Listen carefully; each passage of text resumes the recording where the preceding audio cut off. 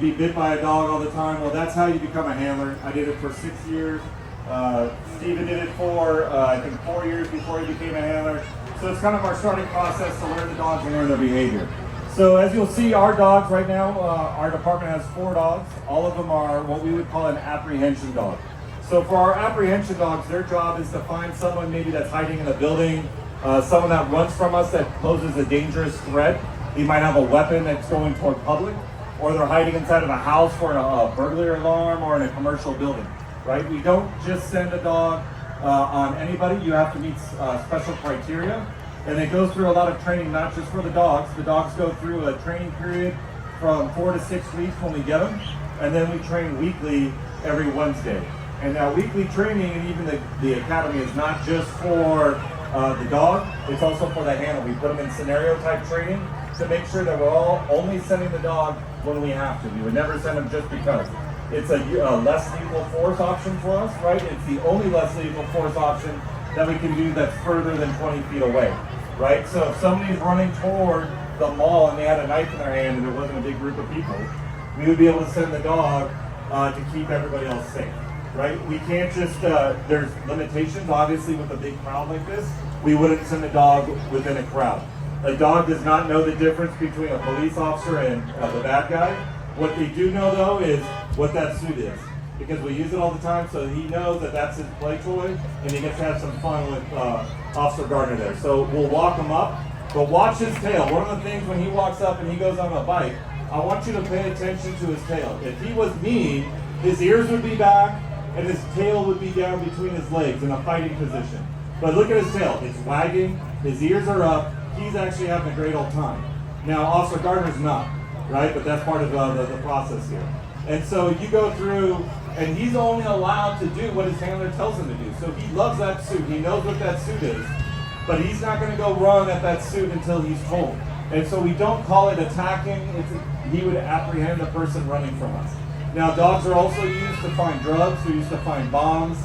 They're used for people to sense when someone's having maybe a seizure, right? And how do they do that? Well, they're able to sense the different things that other people can't. And so when we give commands to stop or I'm going to send the dog is picking up that something's going to happen. But who here would be afraid if I said, hey, freeze, or I'm going to send the police dog, right? You're going to start giving off some pheromones, which the dog senses, and is how he's able to find you hiding in a building or hiding in a field. So we'll walk up again, we'll let him do a bite. He'll go in, he apprehends him, and once he's on the bite, the handler will give him a command to let go. And so yearly we have to go through a testing process, and part of that is what we're doing here, the obedience mixed into where he bites, and in order to get certified every year, he has to release when we tell him. There's also what we would call, we would send him on him from a distance, which we can't do because there's a lot of people, and then he has to recall when the handler sends him back, and not go bite the handler when he's, or the agitator when he's not supposed to. So those are all things that we have to train on a weekly basis, just to make sure, because dogs are still an animal, right? So we have to make sure that they understand that he is the alpha and that he's only listening to him. I can give everybody here the command that he's giving to bite, but it would still, he wouldn't listen to anyone here but his handler. He knows the handler. We use different languages, not because it's to trick people, it's where they grew up and it's the language that they started with as a puppy. So you'll see they speak French, some speak Spanish, some speak Dutch. It's just a matter of where they were learned and where they were trained. Some of them come from Europe, some come from Mexico. It just depends on that. I had a question earlier. So does it hurt, Officer Evan, when the dog bites? It depends if I don't have a new suit.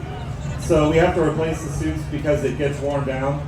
We used to have a dog when I was doing it that had a really hard bite, and I went bruise every Wednesday. My wife would look at my arms and they would be just black and blue for a few days. Because they did a study, Malinois have some of the hardest pressure, so you don't feel the teeth going to you, obviously, but it's still, there's a pressure. So if you ever get that little piece of your skin underneath your arm, it really hurts. We train a lot to learn how to what we call slip it so it doesn't hit us, but it still hurts sometimes.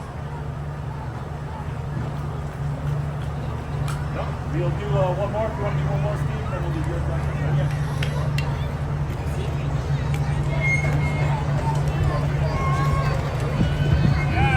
So one of the things also you have to be careful on is if we're working during the day and it's a hot day like today, right? You have to remember that the street gets hot and that you have to watch out for their pads. Just like at home, if you guys have your dogs at home, don't walk them during the middle of the day when it's a hot day.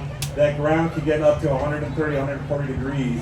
So you want to make sure that it's gone about this time of day to walk your dogs because they're not going to be, go barefoot. If you can't do it barefoot, they can't go in their paws. Thank you, Sergeant Irving. Hey, everybody, give a round of applause to our officers.